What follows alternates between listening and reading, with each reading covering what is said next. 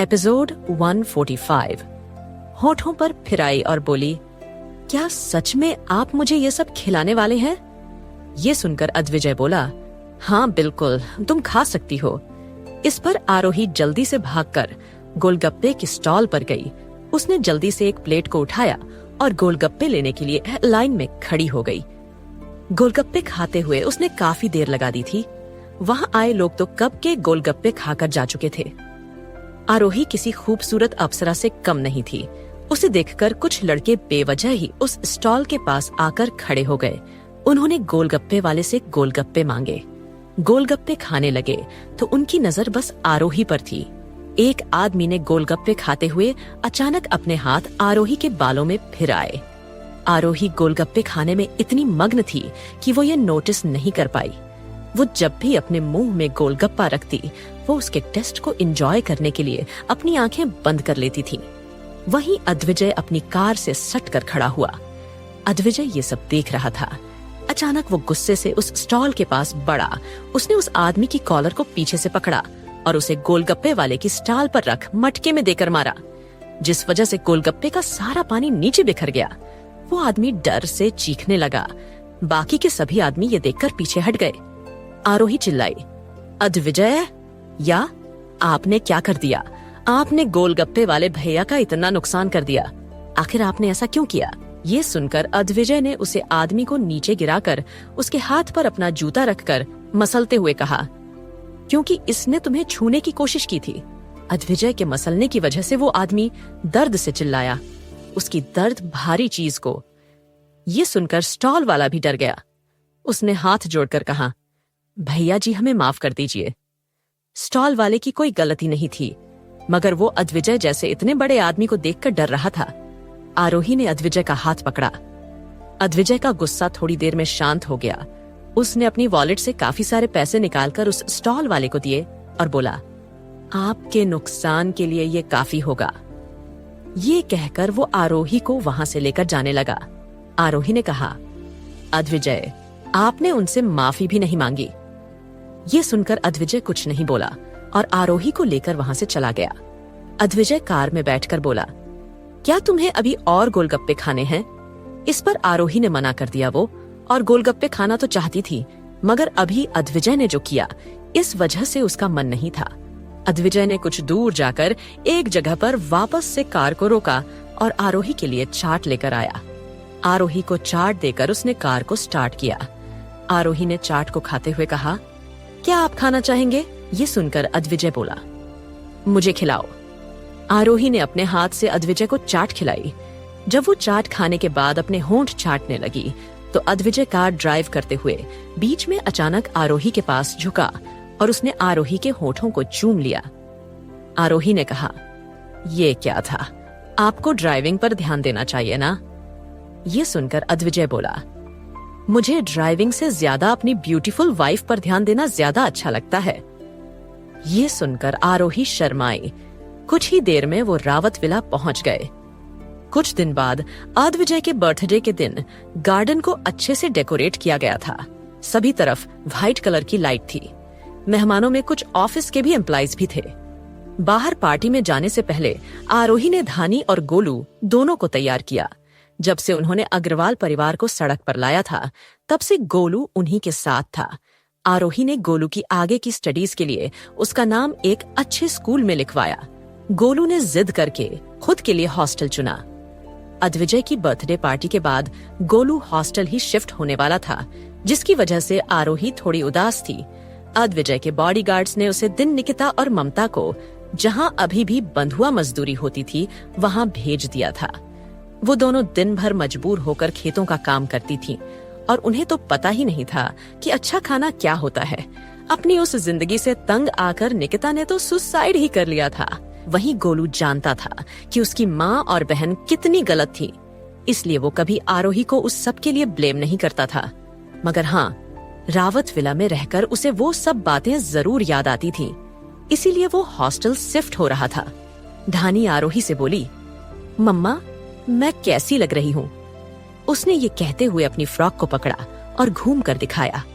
आरोही ने कहा, बहुत बहुत ज्यादा ब्यूटीफुल धानी ने आज व्हाइट कलर की नेट की फ्रॉक पहनी हुई थी जिसमें 3 लेयर्स थी और उसके कंधे पर काफी छोटे छोटे फ्लावर्स लगे हुए थे। हेयर स्टाइलिश ने धानी के बालों में छोटी छोटी व्हाइट कलर की बटरफ्लाई लगा दी थी जिससे वो और भी ज्यादा ब्यूटीफुल लग रही थी। वो स्टाइलिस्ट अनिका जी ने बुलाई थी।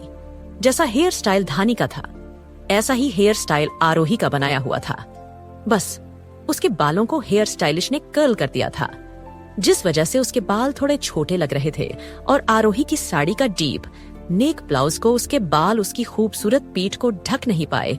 आरोही के गले में सफेद मोतियों की एक माला के बीच काफी बड़ा सफेद कलर का डायमंड लगा हुआ था जो कि काफी ज्यादा खूबसूरत था। इस डायमंड वाले इस नेकलेस के साथ मैचिंग के आरोही के कंगन और मांग टीका भी था। अनिका, आरोही, धानी हाल में नीचे आए। सभी उन तीनों की खूबसूरती देखकर दंग रह गए। अनिका जी की तरफ से और दादी की तरफ से भी कुछ रिश्तेदार आए थे। उन्होंने जब अद्विजय की इतनी खूबसूरत वाइफ को देखा तो वो सभी जलन से भर गए। किसी ने नहीं सोचा था कि अद्विजय की वाइफ इतनी ज्यादा खूबसूरत होगी। अद्विजय के कजनस आरोही की ब्यूटी का देखकर उस पर फिदा हो रहे थे। आरोही ने दादी से आशीर्वाद लिया और फिर वो बाहर चली गई। अनिका ने दादी के पास आकर कहा, दादी, आरोही प्रेग्नेंट है, क्या आपको ये बात पता है? ये सुनकर दादी थोड़ी हैरान हुई और बोली, नहीं, मुझे बात नहीं पता थी। अनिका जी बोली, आरोही की प्रेगनेंसी को 1.5 महीना हो चुका है। ये सुनकर दादी थोड़ा गुस्सा हुई और उन्होंने कहा, और तुम ये बात मुझे अब बता रही हो? अनिका जी बोली, माँ जी, वो मैं आपको बताना चाहती थी, लेकिन आज अद्विजय की बर्थडे के दिन आरोही अपनी प्रेगनेंसी रिपोर्ट्स अद्विजय को गिफ्ट करना चाहती थी, इसलिए मैंने आपको नहीं बताया। ये सुनकर दादी जी अनिका को देखकर घूरते हुए बोली, तुम्हें नहीं लगता आजकल तुम कुछ ज्यादा ही दिमाग लगाने लगी हो? अनिका ने अपना सिर नीचे झुका दिया। वहीं आरोही अद्विजय को ढूंढने लगी। अद्विजय अपने कुछ कलीग्स के बीच खड़ा था। वहीं मृत्युंजय कुमार और दंश भी थे। इसी बीच आज दंश को आखिर में कल्याणी को देखने का मौका मिल गया था। कल्याणी को देखते ही उसकी आंखें जैसे अपने सामने के नजारे पर यकीन ही नहीं कर पा रही थी। कहाँ कल्याणी, हमेशा सीधी सादी रहने वाली, आज एक जॉर्जेट की बिल्कुल सिंपल सफेद साड़ी पहनकर उसके सामने खड़ी थी और वो बार बार अपनी कंधे पर रखे पल्लू को संभालने की कोशिश कर रही थी। उसके लंबे बालों को स्ट्रेट किया गया था और उसके माथे पर एक छोटी सी खाली बिंदी थी। अपने आप दंश के कदम कल्याणी की तरह बढ़ गए। कल्याणी ने अपने पल्लू को संभालते हुए सामने नहीं देखा और वो आगे बढ़ गई। अचानक वो दंश से टकरा गई। उसने आज पहली बार काफी ऊंचे हिल्स भी पहनी थी, जिस वजह से वो संभल नहीं पाई और गिरने लगी। दंश ने अपना हाथ आगे बढ़ाया और अपने हाथ को कल्याणी के कमर पर रखा। उसे ऐसे महसूस हुआ कि उसने किसी मुलायम रसगुल्ला को छू लिया हो। कल्याणी की कमर काफी सॉफ्ट थी। दंश को लग रहा था कि वो अपनी दोनों हाथों को फैलाएगा तो कल्याणी की कमर उसके हाथों में आ जाएगी। वो इतनी ज्यादा पतली थी। कल्याणी ने होंठों पर लिपस्टिक न लगाकर लिप ग्लोस लगाया था, जिस वजह से उसके होंठ साइन कर रहे थे। दंश को देखते हुए कल्याणी बोली, तुम? ये सुनकर दंश बोला, कल्याणी, ये तुम हो? ये सुनते ही कल्याणी झेंपते हुए बोली, और नहीं तो क्या, मैं नहीं हूँ तो तुम्हारे सामने कोई भूतनी खड़ी है। ये सुनकर दंश भी उसे छेड़ते हुए बोला, हाँ, पहनकर भी तुम सफेद साड़ी आई हो, लगता है भूत ही हो। बस तुम्हें रात के 3-4 बजे आना चाहिए था। ये सुनते ही कल्याणी बोली, अच्छा, रात के 3 बजे आती ना तो तुम्हारा वो हाल करती कि तुम किसी को मुंह दिखाने के लायक नहीं रहते। ये सुनकर दंश उसके कान के पास झुकते हुए बोला, तुम भूत बनकर आओगी या फिर कोई हुस्न की मलिका जो मुझे किसी को मुंह दिखाने के लायक नहीं रहने दोगी? बोलो। ये सुनते ही कल्याणी बोली, अपना शक्ल देखो, तुम जैसे आदमी को मैं बहकाऊंगी, इतने बुरे दिन नहीं आए हैं मेरे। ये सुनकर दंश को गुस्सा आ गया। उसने कल्याणी के हाथ को पकड़ते हुए कहा, अच्छा, तो तुम मुझे नहीं बहकाओगी तो किसे बहकाओगी? कल्याणी बोली, मेरा हाथ छोड़ो, और वैसे भी मेरे कहने का मतलब ये था कि तुम तो शादीशुदा होना तो मैं तुम पर लट्टू क्यों होंगी? ये सुनकर दंश बोला, मैं अब मैरिड नहीं हूं।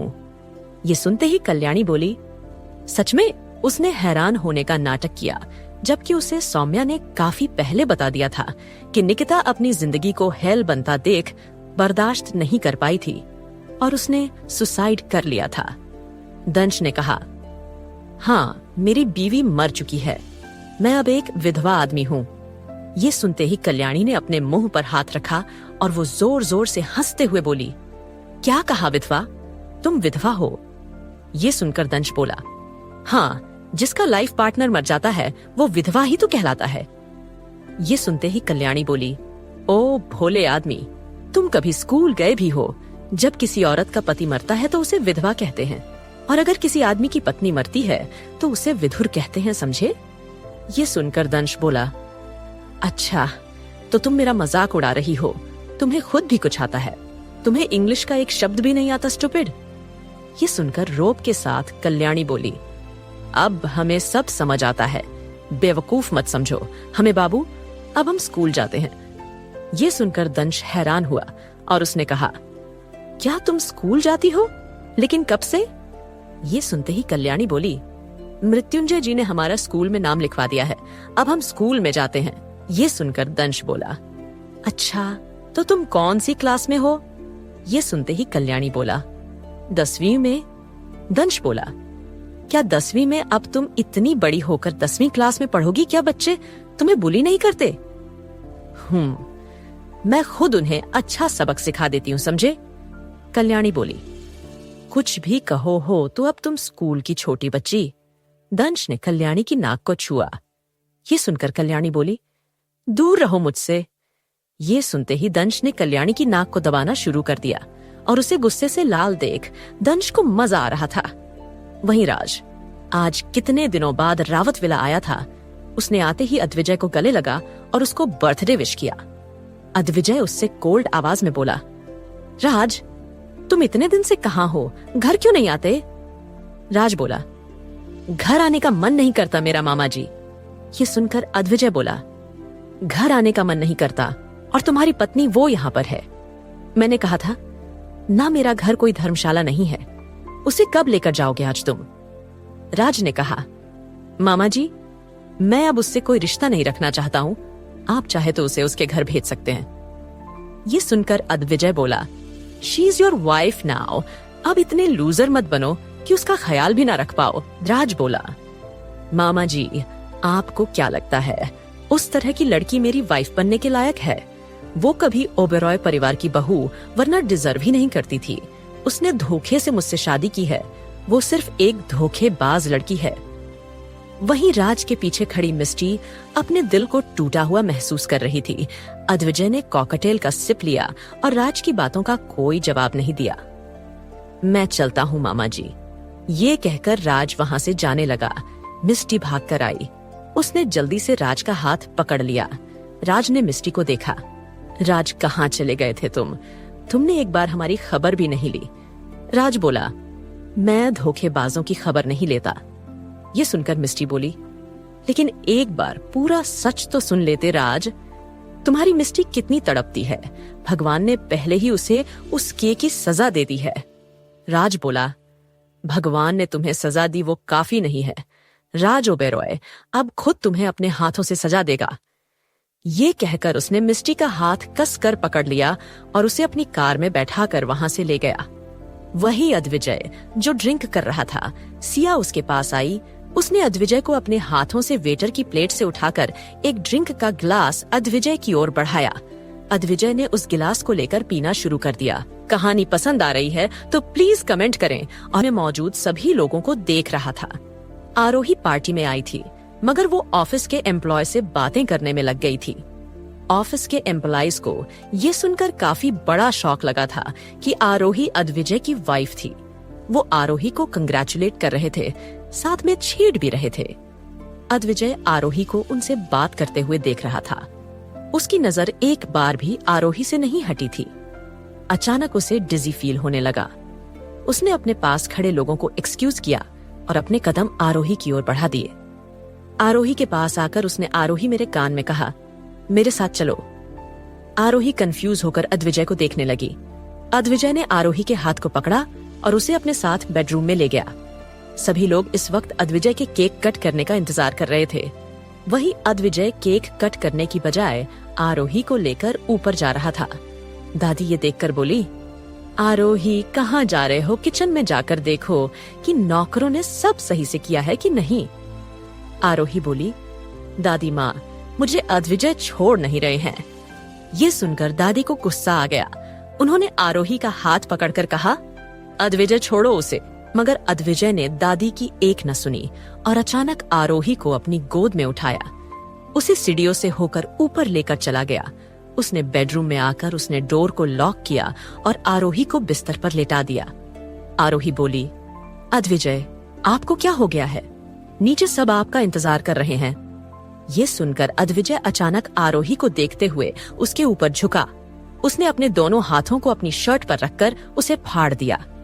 अद्विजय की शर्ट के सारे बटन टूट कर नीचे गिर गए।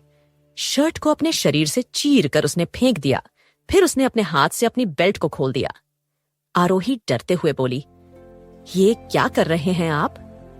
अद्विजय ने आरोही की एक ना सुनी और डेस्परेटली अपने होंठ आरोही के होंठों पर रख दिए और उनको चूमते हुए उसके दोनों हाथ आरोही की साड़ी में लगी सेफ्टी पिन को खोल रहे थे। उसने फिर ब्लाउज की हुक्स को भी खोल दिया। आरोही को चूमते हुए उसने उसे अपनी गोद में बैठा लिया।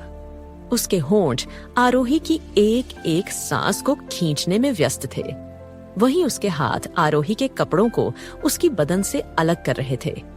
जब आरोही के कपड़े उसके बदन से जुदा हो गए तो अद्विजय ने अपने होंठों आरोही की गर्दन से नीचे ले जाकर उसके शरीर के नाजुक हिस्से पर अपने होंठों हाथ रख दिए। आरोही डर से कांपने लगी। उसने अद्विजय को रोकने की कोशिश की, मगर अद्विजय ने उसे चूमते हुए फिर से बिस्तर पर लेटा दिया। आरोही को पूरे शरीर पर निशान देते हुए आगे बढ़ा। आरोही को अद्विजय की गर्म होंठ की छुअन महसूस हो रही थी। अद्विजय आरोही के कान में झुकते हुए बोला, आई कांट वेट, मैं तुम में दाखिल होना चाहता हूँ, तुम्हें पाना चाहता हूँ। Let me love you. उसने आरोही के कान को अपने दांतों से काटा और फिर उसने आरोही के बदन पर बचे बाकी कपड़ों को भी अलग कर दिया। आरोही दर्द से पूरी तरह कांप रही थी। उसके पैर कांपने की वजह से एक दूसरे से चिपके हुए थे। अद्विजय ने आरोही के पैरों को एक दूसरे से अलग किया और आरोही के शरीर को जकड़कर उसे देखने लगा। आरोही बोली, प्लीज अद्विजय, मेरे साथ ऐसा मत कीजिए। प्लीज, मैं ये सहन नहीं करना चाहती। एक बार मेरी बात सुनिए, मुझे आपको कुछ बताना है। मगर अद्विजय ने आरोही की नहीं सुनी। झुक उसने आरोही के होंठों को ब्लॉक किया और साथ ही उसने अपने आप को एडजस्ट किया। अचानक उसके मूव करते ही आरोही चीखना चाहती थी, मगर उसकी चीख किसकी वजह से अद्विजय मुंह में ही दब कर रह गई। दर्द की वजह से उसने अपनी पीठ को उठा लिया। वो काफी ज्यादा कसमसा रही थी, मगर अद्विजय उसे काफी ज्यादा कसकर पकड़े हुए था। पहले तो धीरे धीरे, फिर काफी ज्यादा उसने अपनी स्पीड को बढ़ा दिया। दर्द से आरोही की आंखों से आंसू बहने लगे। दर्द से बेहाल होकर आरोही अपने हाथों को अद्विजय की पीठ पर कसने लगी, मगर अद्विजय तो आज जैसे शैतान बन चुका था। वो बिल्कुल रुक नहीं रहा था। काफी देर बाद अद्विजय ने आरोही के होंठों को छोड़ा तो आरोही कराहने लगी। उसने कहा, प्लीज प्लीज छोड़ दीजिए मुझे। अद्विजय, आपने तो कहा था कि आप मेरी रिस्पेक्ट करेंगे। आज क्या हो गया है आपको? क्यों आपने मेरे साथ ऐसा किया? क्यों आप मुझे तड़पा रहे हैं? ऐसा क्या हुआ है मैंने? अद्विजय ने अपनी उंगली आरोही के होंठों पर रखी और उसे अपनी गोद में उठाकर फिर से उसे प्यार करने लगा। आरोही ने अपने सर को ना चाहते हुए अद्विजय के कंधे पर रख लिया। अब वो अपनी आंखें भी नहीं खोल पा रही थी। दर्द के मारे वो बेहोश तक होने को थी। अद्विजय ने उसे अपनी गोद में प्यार करने के बाद देखा तो आरोही सिसकते हुए अद्विजय का नाम लेकर उसे रोकने की गुहार लगा रही थी। आरोही को अचानक गोद में उठाकर अद्विजय उसे बाथरूम के अंदर ले आया। आरोही को बाथटब में लिटाने के बाद वो खुद भी बाथटब में आकर बैठ गया। उसने फिर से आरोही के साथ प्यार करना शुरू कर दिया। ये दर्द का सिलसिला कई घंटे तक खींचा। अब रात के 11 बज चुके थे। अद्विजय जब उसे खींचकर बेडरूम में लाया था तब रात के सिर्फ 8 या 10 बज रहे थे। अब तक कई लोग पार्टी छोड़कर भी जा चुके थे और कुछ लोग अद्विजय के बेडरूम के बाहर आकर उसे आवाज भी लगाकर चले गए थे, मगर अद्विजय ने बेडरूम नहीं खोला था आरोही आखिर में अद्विजय से कहा, अद्विजय, अब हमारा बच्चा भी इस दुनिया में नहीं रहा होगा। I hate you Advijay, I hate you for what you did. Advijay ने रफली आरोही को किस किया। ऐसा लग रहा था कि आरोही की कोई भी बात जैसे अद्विजय को सुनाई ही न दे रही थी। उसे तो अपने शरीर में एक आग लगी थी। उस आग को बुझाने के लिए उसे आरोही की जरूरत थी। इस वजह से वो नहीं जान पाया कि आरोही कितनी दर्द में थी। आरोही को बाथटब में छोड़कर अद्विजय ने शावर लिया। वो बाथरूम की दीवार पर हाथ रखकर अपने आप को खड़ा कर रहा था। शावर लेते हुए वो जैसे धीरे धीरे अपने सेंसेस में वापस आने लगे। ये सब तब शुरू हुआ था जब उसने सिया का दिया हुआ वाइन ग्लास पिया। उसे वाइन पीते ही अपने शरीर में काफी ज्यादा गर्मी महसूस हो रही थी। अपने शरीर में बढ़ रही आग को वो रोक नहीं पाया और वो आरोही को अपने बेडरूम में लेकर आ गया। वहीं दादी ने तो सिया को कहा था कि वो अद्विजय को ये ड्रिंक दे ताकि वो उसके साथ इंटीमेट हो, और ये देखकर सभी के सामने आरोही के इंसल्ट हो। कैसे? उसके पति ने सबके सामने किसी और के साथ सो गया, मगर अद्विजय तो सीधा आरोही को लेकर अपने बेडरूम में जाने लगा था। ये देखकर दादी ने अद्विजय को रोकने की काफी कोशिश बेडरूम में आ गया था। दादी और सिया दोनों का प्लान बिल्कुल चौपट हो चुका था। वही दादी इस बात से भी परेशान थी कि उनके इस कदम की वजह से कहीं उनके आने वाले होते की जिंदगी खतरे में ना पड़ेंगे और अद्विजय के बीच दरार आ जाए। बाकी है, आरोही के पेट में पल रहे बच्चे को तो चाहती थी। वही शॉवर लेने के बाद अद्विजय को होश आया। उसने अपनी बेटी आरोही को दिखा। उसके शरीर पर बड़े बड़े बैंगनी निशान दिखाई दे रहे थे। ये देखकर देख की आंखें छोटी हो गईं। वो बाथटब के पास गया। उसने आरोही के बदन को ढकते हुए कहा, आरोही आरोही उठो। इस पर आरोही ने अपनी सूजीने हुई आंखों से अद्विजय को देखा और बोली, आई हिट यू टेल। मैं आपको बर्थडे गिफ्ट पर अपनी प्रेगनेंसी रिपोर्ट देना चाहती थी, लेकिन आप सब कुछ बर्बाद होने होते सब कुछ बर्बाद कर दिया है आपको। आई हेट यू। ये सुनकर अद्विजय शॉक हो गया। उसने आरोही, क्या तुम प्रेग्नेंट हो? इस पर आरोही ने उसे जवाब नहीं दिया। अद्विजय ने अचानक आरोही को गोद में उठाया। उसे उठाकर उसने आरोही को जल्दी से एक नई ड्रेस पहनी और उसे अपने बेडरूम में लेकर आया। आरोही की हालत को देखकर अद्विजय जल्दी से नीचे गया। नीचे कुछ रिलेटिव्स रुके हुए थे। उन्होंने अद्विजय को देखते हुए कहा, चलो अच्छा हुआ, तुम आगे अपना केक कट करो। ये सुनकर अद्विजय हाल में रखे बड़े से केक को देखा। उसने गुस्से में जाकर केक को नीचे फेंक दिया और चीलते हुए कहा, डॉक्टर विराज। ये सुनकर विराज सामने आया। अद्विजय बोला, मेरे साथ अंदर आए। ये सुनकर विराज अद्विजय का पीछा करते हुए बेडरूम में आया। आज अद्विजय ने इस बात की भी परवाह नहीं की कि विराज मेल डॉक्टर था। अद्विजय बोला, मेरी वाइफ को चेक करें। ये सुनकर विराज ने हाँ भरी दी। अद्विजय वहीं खड़ा हो गया। विराज ने आरोही के हाथ को पकड़ा और उसे चेक करते हुए, लगता है आपके घर में एक और हादसा होने वाला है, इन्हें जल्दी से हॉस्पिटल ले जाइए। एपिसोड 127। विराज ने आरोही के हाथ को पकड़ा और उसे चेक करते हुए बोला, लगता है आपके घर में एक और हादसा होने वाला है, इन्हें जल्दी से हॉस्पिटल ले जाइए। ये सुनकर अद्विजय आरोही को हॉस्पिटल लेकर गया। डॉक्टर ने बस गुस्से में अद्विजय को देखा। वो अद्विजय से कैसे शिकायत कर सकती थी। अद्विजय आरोही के पास बैठा रहा। उसने बार बार आरोही के बालों को ठीक करते हुए उसके माथे को चूमा। आरोही ने अद्विजय के हाथ को पकड़ा हुआ था। अद्विजय अपनी आरोही को इतनी तकलीफ में नहीं देख सकता था। जब आरोही को होश आया तो उसने अपने पेट पर हाथ रखते हुए कहा, अद्विजय, मेरा बच्चा। ये सुनकर अद्विजय बोला, Arohi, I couldn't save our baby. Arohi ने निराश होकर अचानक अपने हाथ अद्विजय के हाथ से छुड़ा लिया और वो दूसरी ओर अपना चेहरा करके लेट गई। अद्विजय ने आरोही के चेहरे को पकड़ा और उसे अपनी ओर करते हुए कहा, लुक एट मी वाइफी, क्या तुम मुझसे नफरत करती हो अब? इस पर आरोही बोली, मुझे आपसे नफरत करने आपका हक ही नहीं है। मेरे साथ वो सब करके आपने सिर्फ अपना हक ही तो पाया है। ये सुनकर अद्विजय बोला, आरोही, मैंने कुछ भी जानबूझकर नहीं किया। आरोही बोली, आपकी वजह से हमारा बच्चा इस दुनिया में नहीं रहा है ना? आपकी वजह से जा चुका है वो, जबकि आप ही थे जो इस बच्चे को चाहते थे। आरोही, तुमने मुझे पहले की बात क्यों नहीं बताई? ये कहकर अद्विजय ने गुस्से में अपना हाथ बिस्तर पर मारा।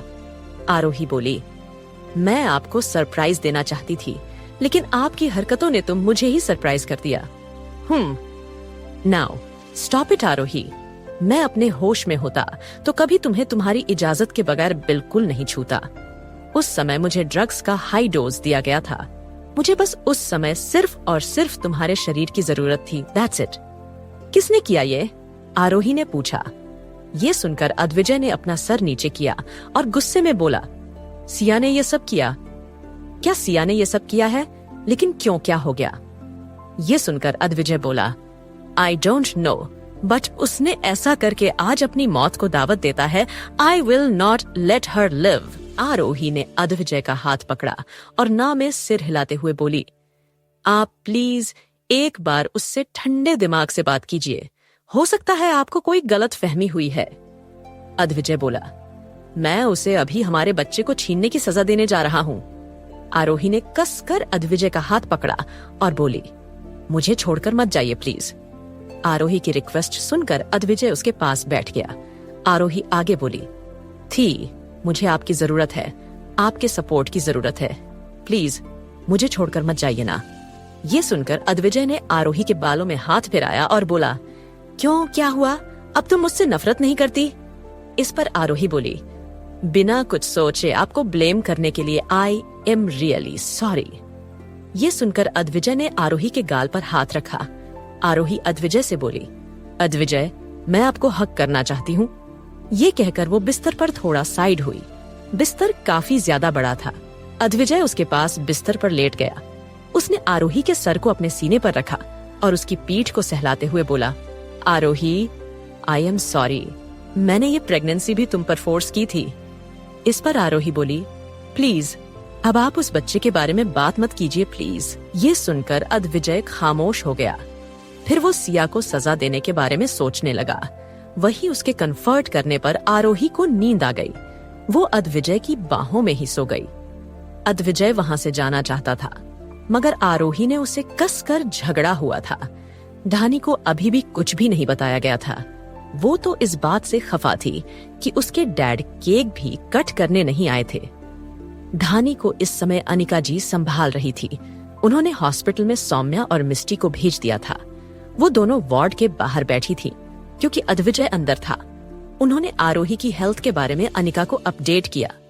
अनिका जी को भी अपने होने वाले ग्रैंड चाइल्ड के खोने पर काफी ज्यादा दुख हुआ, मगर सबसे ज्यादा दुख में तो दादी नजर आ रही थी। उन्होंने सिया से कहा, सिया, जल्दी से तुम यहाँ से कहीं दूर चली जाओ। मुझे पता है अद्विजय तुम्हें ही ब्लेम करेगा। सिया बोली, नहीं दादी, मैं अद्विजय से प्यार करती हूँ। मैं उसके प्यार और सजा दोनों के लिए मैं तैयार हूँ। ये सुनकर दादी बोली, मेरी प्यारी बच्ची, तुम नहीं जानती अद्विजय किस हद तक जा सकता है। अपने आप को बचाना चाहती हो तो यहाँ से कुछ दिनों के लिए चली जाओ। ये सुनकर सिया ने मना कर दिया। आखिर में दादी की रावत विला को छोड़कर अपनी हवेली पर चली गई।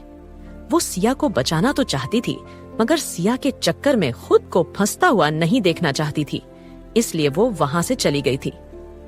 एक दिन बाद आरोही को लेकर घर आया। आरोही को देखते ही धानी जाकर आरोही से लिपट गई थी। अद्विजय ने इस वक्त आरोही को कोई साड़ी पहनने की बजाय काफी ज्यादा कवरेज करने वाला सूट पहनाया हुआ था, जिस वजह से आरोही के शरीर पर बने वो बैंगनी निशान छुप गए थे।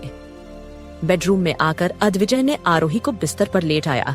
उसके माथे को चूमते हुए वो धानी से बोला, धानी, मम्मा को ज्यादा परेशान मत करना। ये सुनकर धानी जल्दी से बिस्तर पर आई। उसने आरोही के गाल को चूमते हुए कहा, डैडी, प्रॉमिस धानी, मम्मा को बिल्कुल परेशान नहीं करेगी। फिर उसने अपने बारे में सब कुछ बताया कि उसने पूरे एक दिन में क्या किया। आरोही धानी की बातें सुनते हुए कल रात हुए हादसे के बारे में सोच रही थी। जब भी वो अपनी आंखें बंद करती, उसकी आंखों के सामने अद्विजय का वो हैवानियत से भरा चेहरा याद आ जाता। आरोही ने इतने घंटे जो तकलीफ सही थी, वो उसके लिए अब जिंदगी भर घाव बन गया था। पहले हुए हादसे के घाव को भरने के लिए आरोही को 4 से 5 साल लगे थे। वही ऐसा ही स्कार अद्विजय ने दोबारा उसे दे दिया था। अद्विजय इस वक्त बालकनी में खड़ा था। उसने वहां खड़े हुए कई सारी सिगरेट्स को पिया। वो फिर बेडरूम में आया। वो धानी के पास बैठा तो उसके मुंह से सिगरेट की स्मेल आ रही थी। धानी बोली, डैडी वेरी बैड, आपको स्मोकिंग नहीं करनी चाहिए। डैडी आप फिर से आपके सामने स्मोकिंग नहीं करेंगे, प्रॉमिस डैडी, अब से बिल्कुल स्मोकिंग नहीं करेंगे। अद्विजय धानी से बोला। शाम को आरोही और धानी को छोड़कर आखिर में अद्विजय वो काम करने के लिए निकल गया जिस काम को करने के लिए वो कल से बेताब था। वो सिया के बेडरूम में गया। सिया अपने कान में हेडफोन लगाए हुए गाने सुन रही थी। अद्विजय को देखकर उसने जल्दी से हेडफोन को उतार दिया। अद्विजय ने जाकर आरोही के सिया के हाथ को कसकर पकड़ा और उसके हाथ को मरोड़ दिया। सिया दर्द से चिल्लाई, आ अद्विजय, ये तुम क्या कर रहे हो? अद्विजय को उसके चिल्लाने पर कोई असर नहीं हुआ। सिया को खींचते हुए बाहर लेकर आया। विराज को पता था कि सिया ने इस बार हद पार करके आरोही और अद्विजय के बच्चे की जान ले ली थी। वो अद्विजय को देख रहा था कि कैसे वो सिया के साथ बर्ताव कर रहा था। विला के बाहर दंश खड़ा था। अद्विजय ने दंश को ऑर्डर दिया, दंश सिया को फार्म हाउस में ले जाओ और उसका अच्छे से ख्याल रखना। ये सुनकर दंश ने हाँ में सर हिलाया। फिर सिया को अपने साथ ले जाने लगा। पहले सिया के साथ उसका बॉन्ड काफी अच्छा था, मगर अब सिया उसके लिए काफी बदल चुकी थी और ऊपर से अब उसने जो किया था उसकी वजह से अब वो सिया से नफरत करने लगा था। उसने जाकर सिया के मुंह पर टेप लगाते हुए ले जाने लगा। वहीं विराज ने अपने बेडरूम में जाकर इमरजेंसी को देखते हुए सिया की इमॉर्टल आई टीम को इन्फॉर्म कर दिया। सिया को फॉलो करते हुए उसकी टीम इंडिया में ही पहुंच चुकी थी। विराज का मैसेज पाते हुए ही सिया की टीम के कुछ 60 से 67 लोग अपने हथियार लेकर रावत हवेली की ओर बढ़ गए। वहीं अंदर बेडरूम में आरोही धानी के साथ थी। वो धानी को बिल्कुल भी अपने खोए हुए बच्चे के बारे में बताना नहीं चाहती थी, मगर वो अंदर ही अंदर अपने बच्चे को खोने के दुख से जूझ रही थी। उसने एक गहरी सांस ली। अचानक उसकी नजर एक वॉल पर गई। आरोही वॉल लगे एक ड्राइंग को देखकर मुस्कुराई। धानी ने कहा, मम्मा, ये ड्राइंग को मैंने बनाया है क्या? ये आपको अच्छा लगा? ये सुनते ही आरोही बोली, बहुत अच्छा है। धानी ने एक ऐसी ड्राइंग बनाई थी जिसमें वो अद्विजय, आरोही और साथ में आरोही की गोद में एक छोटा सा बच्चा था। आरोही उस वॉल की तरफ गई। उसने उस ड्राइंग को उतार कर कहा, इसको मैं ऊपर लगा देती हूँ। धानी ने कहा, मम्मा, मुझे पता है मैंने ड्राइंग काफी बेकार बनाई है। ये सुनते ही आरोही बोली, नहीं, आपकी ड्राइंग बहुत अच्छी है। धानी ने कहा, मम्मा, जब मैं स्कूल जाऊंगी ना, तुम्हें वहां बहुत अच्छी ड्राइंग बनाना सीखूंगी। फिर मैं अपने छोटू से भाई को अच्छे से ड्रॉ करूंगी। ये सुनते ही आरोही बोली, धानी, क्या तुम गर्वित को अपना भाई नहीं मान सकती? ये सुनकर धानी ने कहा, मम्मा, गर्वित मेरा भाई नहीं, दोस्त है। उसने मना किया है कि मैं उसको कभी भाई ना बोलूं, और मेरा सगा भाई होगा तो वो डैडी की तरह हैंडसम होगा। जब वो स्कूल में जाएगा तो लड़कियां उसकी फैन हो जाएंगी और मैं उसकी दीदी होने के नाते उसे सबसे प्रोटेक्ट करूंगी। ये सुनते ही आरोही हंसते हुए बोली, अच्छा, तो तुमने अभी से सारी प्लानिंग कर रखी है? फिर वो आगे बोली, लेकिन तुम्हें कौन प्रोटेक्ट करेगा धानी? ये सुनकर धानी ने कहा, मम्मा, मैं खुद अपने आप को प्रोटेक्ट कर सकती हूँ। फिर वो टॉपिक चेंज करके बोली, वैसे मम्मा, मिस्टी दीदी कहाँ पर है? मैं उन्हें बहुत मिस कर रही हूँ। ये सुनते ही आरोही बोली, रुको, मैं उससे बात करती हूँ। ये कहकर उसने मिस्टी को कॉल लगाया, मगर मिस्टी ने काफी देर बाद कॉल पिक किया। वो डरते हुए बोली, हेलो, कौन है? ये सुनते ही आरोही बोली, मिस्टी, ये मैं हूँ। तुम्हें क्या हुआ है? तुम्हारी आवाज इतनी कांप क्यों रही है? इस पर मिस्टी कुछ नहीं बोली। उधर से राज ने मिस्टी के हाथ से फोन छीन कर कहा, मामी जी, ये मैं हूँ। आज मिस्टी की तबीयत थोड़ी ठीक नहीं है, इसलिए वो आपसे बात नहीं कर सकती। ये सुनते ही आरोही बोली, अच्छा, उसकी तबीयत खराब है, मैं उससे मिलने आती हूँ। बताओ तुम कहाँ पर हो? ये सुनकर राज काफी देर चुप रहा और फिर उसने कहा, मामी जी, मैं अपने ओबेरॉय पैलेस में हूँ। ये सुनते ही आरोही बोली, ठीक है, मैं धानी के साथ वहां आ रही हूँ। ये कहकर उसने कॉल रख दिया। वहीं राज मिस्टी के मुंह को पकड़ते हुए बोला, तुमने मामी जी का कॉल पिक क्यों किया? ये सुनकर मिष्टी डर गई और उसने कहा, राज, तुम क्या चाहते हो कि अब हम किसी से बात भी ना करें? ये सुनकर राज बोला, नहीं, तुम किसी से बात नहीं कर सकती, और तुम तो सिर्फ और सिर्फ मेरा प्यार चाहती थी ना। तुम्हें प्यार की भूख थी ना? या ये कहूँ तुम्हें बस मैं चाहिए था अपने बिस्तर पर? तो अब मैं तुम्हारी इच्छा पूरी करने तो आ गया हूँ।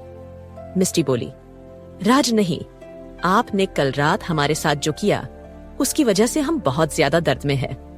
प्लीज राज, हमारे साथ अब और कुछ मत कीजिए। ये सुनकर राज ने उसके हाथों को ब्लॉक किया और बोला, नहीं, अब तुम्हें वो मिलेगा जिसके लिए तुमने ये सब कुछ षड्यंत्र रचा। तुम्हारी मेहनत का फल तो सूद समेत मिलना चाहिए, है ना माई डियरेस्ट वाइफ? ये कहकर उसने अपने होंठ मिस्टी के गर्दन पर रख दिया, जहां पर पहले से ही लव बाइट्स के निशान थे। मिस्टी दर्द से कराहने लगी। वहीं दंश सिया को बांधकर मृत्युंजय के विला की दीवार से कूदकर उसके विला में चोरी छुपे दाखिल हुआ। फिर वो विला की दीवारों से चढ़ते हुए एक कमरे के बाहर आया। उसने पर्दे के बाहर से ही देखा तो अंदर 2 लोगों का रोमांस चल रहा था। वो 2 लोग मृत्युंजय और सौम्या थे। रोमांस की खमी का मारा दंश ये सीन देखकर हड़बड़ा गया और उसने पर्दे को कुछ ज्यादा जोर से खींच दिया, जिससे पर्दा निकल गया। उस आवाज को सुनकर मृत्युंजय के रोमांस में खलन पड़ा। उसने एक कुर्ता पहना और गुस्से से घूर कर दंश को देखा। दंश वहां से नीचे हो गया। क्या हुआ मृत्युंजय? सौम्या ने पूछा। मृत्युंजय ने उसके माथे से पसीना पोंछकर कहा, हमारे चूमने भर से तुम पसीने से तरबतर हो जाती हो, ऐसा क्यों? ये सुनकर सौम्या बस शर्मा कर रह गई। इसी बीच दंश आखिर में कल्याणी के रूम के बाहर पहुंच गया। कल्याणी ने जब खिड़की से आते हुए दंश को देखा तो वो खिड़की खोलते हुए बोली, ओए दंश, तुम क्या कर रहे हो? जैसे ही कल्याणी ने खिड़की खोली, दंश खिड़की से लटक कर झूलने लगा। उसने कहा, बेवकूफ लड़की, तुमने खिड़की को क्यों खोला? ये सुनकर कल्याणी ने जल्दी से खिड़की को बंद कर दिया। दंश ऊपर आया। उसने कल्याणी का हाथ पकड़ते हुए कहा, चलो मेरे साथ कहीं तुम्हें चलना है। ये सुनकर कल्याणी बोली, कहाँ चलना है? तुम लोगों को सजा देने में काफी अच्छी हो तो तुम्हें एक लड़की की खाल उधेड़नी है। क्या तुम ये काम करोगी? कल्याणी बोली, अगर उस लड़की ने कुछ बुरा किया है तो उसकी खाल उधेड़ने में कैसी शर्म। ठीक है, आओ मेरी पीठ पर चढ़ जाओ, मेरी बाइक में आज पेट्रोल कम है। दंश बोला। ये सुनकर कल्याणी बोली, देखो मैं कोई चोर ऊंचक्की नहीं हूँ जो ऐसे नीचे जाऊंगी, दरवाजा भी है इस घर में। ये सुनते ही दंश बोला, अच्छा तो तुम अपने मृत्युंजय को क्या जवाब दोगी? क्या वो तुम्हें इस तरह मेरे साथ जाने देगा? मैं एक अकेला जवान लड़का हूँ। ये सुनकर कल्याणी बोली, ठीक है, मैं तुम्हारे साथ चलती हूँ, लेकिन ऐसा ना हो कि तुम मुझे नीचे ही गिरा दो। ये सुनते ही दंश ने उसे खिड़की से उतारा और उसे अपनी पीठ पर बैठाकर एक पाइप से उतरकर नीचे चला गया। जब वो पार्क में कूदा तो कल्याणी खुश होकर बोली, दंश, तुम्हें काफी मजा आता होगा। ऐसे कूदने चढ़ने में जरूर तुम पिछले जन्म में बंदर रहे होंगे। ये सुनते ही दंश बोला, ज्यादा मत बोलो, मैं तुम्हें नीचे गिरा सकता हूँ। कल्याणी बोली, गिरा कर दिखाओ तो फिर मैं तुम्हारा कोई काम भी नहीं करूंगी।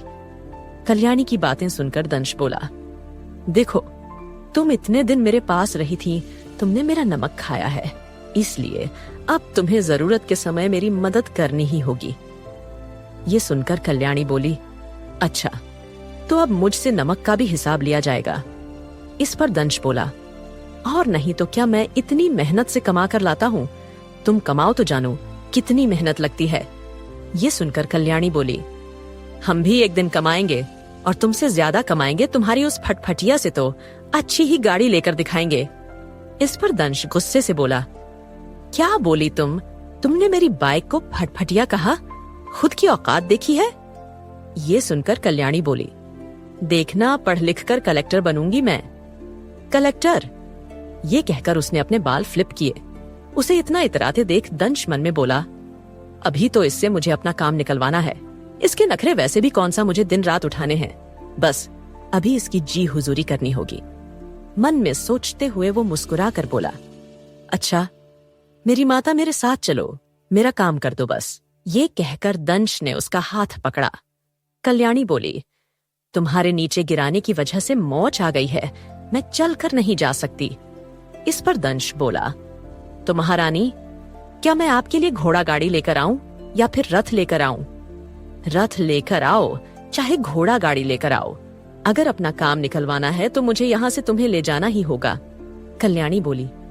इस पर दंश बोला, ठीक है, मैं अपनी फटफटियां अपनी बाइक लेकर आता हूं। ये कहकर वो वहां से मुड़ा। तभी कल्याणी ने अपना हाथ दंश के कंधे पर रखा और बोली, इतने डोले शोले बना रखे हैं, क्या तुम मुझे अपनी पीठ पर बैठाकर नहीं ले जा सकते? ये सुनकर दंश बोला, हाँ, ये ठीक आइडिया है। एक लकड़ी जैसी लड़की को ढोने में कौन सा मुझे मौत आ जाएगी, इससे मेरी बाइक का पेट्रोल भी बच जाएगा। ये सुनकर कल्याणी मन में बोली, बहुत बनता है आज, बताती हूं इसे। ये कहकर उसने दंश के कंधे पर अपने दोनों हाथ रखे और एकदम से दंश के पीठ पर सवार हो गई।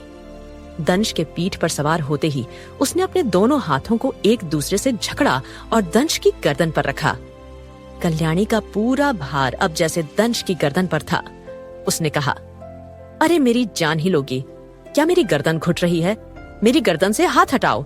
कल्याणी बोली, नहीं, तुम फिर से मुझे गिरा देगी, अब तो तुम मुझे ऐसे ही ले जाओगे। ये सुनकर दंश का मन किया कि वो उसे वहीं फेंक दे, मगर अब वो अद्विजय के काम में और देरी नहीं कर सकता था। वो कल्याणी को लेकर फार्म हाउस पर पहुंचा। मुंह पर टेप लगे होने की वजह से सिया अपने पैरों को कुर्सी पर मारते हुए उसे तोड़ने की कोशिश कर रही थी। तभी दंश और कल्याणी उसके सामने आ गए। दंश ने कहा, तुम्हें इस औरत की बेल्ट से खाल उधेड़नी है। यह सुनकर कल्याणी बोली, क्या तुम मुझसे ऐसा काम करवाना चाहते हो? क्या तुम्हें मैं कोई झल्लाद लगती हूं? इस पर दंश बोला, झल्लाद नहीं मगर चुड़ैल जरूर लगती हो। यह सुनकर कल्याणी ने दंश को घूर कर देखा। दंश बोला, अरे वो मैं एक औरत पर हाथ नहीं उठा सकता, इसलिए मैंने तुम्हें बुलाया। ठीक है, पहले बताओ इसने गुनाह क्या किया है, तभी तो इसे मारने में मजा आएगा। कल्याणी ने पूछा। इस पर दंश बोला, इन्होंने मेरे बॉस के होने वाले बच्चे की जान ली है, यही उसकी मौत की जिम्मेदार है। ये सुनकर कल्याणी हैरान होकर बोली, क्या आरोही जी का बच्चा? इस पर दंश ने हाँ में सर हिलाया।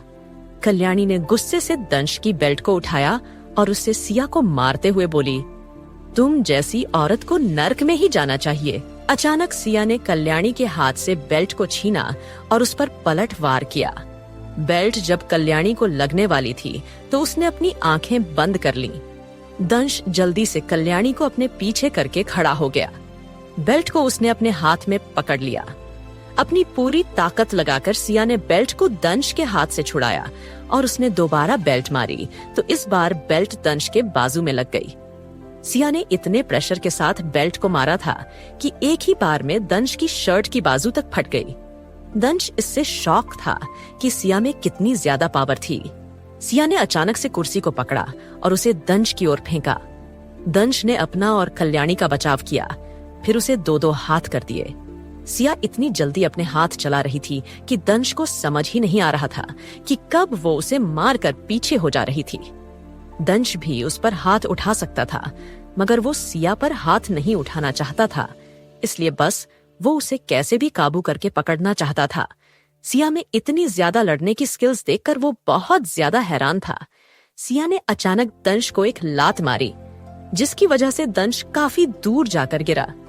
कल्याणी खड़ी हुई और बोली, तुम्हारी हिम्मत कैसे हुई मेरे दोस्त पर हाथ उठाने की? ये कहकर वो मुट्ठी बनाकर लड़ने के लिए तैयार हो गई। सिया हंसी और बोली, तुम लड़ोगी मुझसे? ये कहकर सिया ने अपना पैर उठाया और कल्याणी को मारने लगी। तभी कल्याणी ने उसके पैर को पकड़ लिया और उसे दूर फेंक दिया। फिर सिया गुस्से में भागकर उसके पास आई। उसने जैसे ही कल्याणी के पेट पर लात मारी, कल्याणी दर्द से खराहने लगी। अचानक वहां कुछ काले कपड़े पहने लोग आ गए। सिया ने उन लोगों को देखा और बोली, अभी इन लोगों को ठिकाने लगाने की जरूरत नहीं है, पहले चलो रावत परिवार को दिखा देते हैं कि इमॉर्टलाइज क्या चीज है। ये कहकर उसने अपने आदमियों को देखा जिनके हाथ में बड़ी बड़ी गन्स थीं। सिया ने उन्हें आर्डर दिया, रावत विला को पूरी तरह से घेर लिया गया है ना? ये सुनकर एक आदमी ने हाँ में सर हिलाया। सिया मुस्कुराते हुए विला की ओर बढ़ी और कहा, अद्विजय को छोड़कर तुम्हें यहाँ कोई भी दिखे उसे ऊपर पहुंचा देना। जी मैडम, एक आदमी ने कहा। सिया दोबारा बोली, और हाँ, बस उस विराज को जिंदा छोड़ देना, वो मेरे काम आता है। ये सुनकर वो आदमी सिया के साथ विला के अंदर जाने लगे। 2 शेफ और नौकर उन आदमियों को देखकर हैरान थे। उन आदमियों ने अपनी गन उठाई। 2 आदमी और एक नौकरानी को उन्होंने जान से मार दिया। सिया हंसते हुए बोली, यहाँ कई बच्चे हैं, उनको भी छोड़ना मत। मोर डेड बॉडी मोर प्लेजर। हा हा।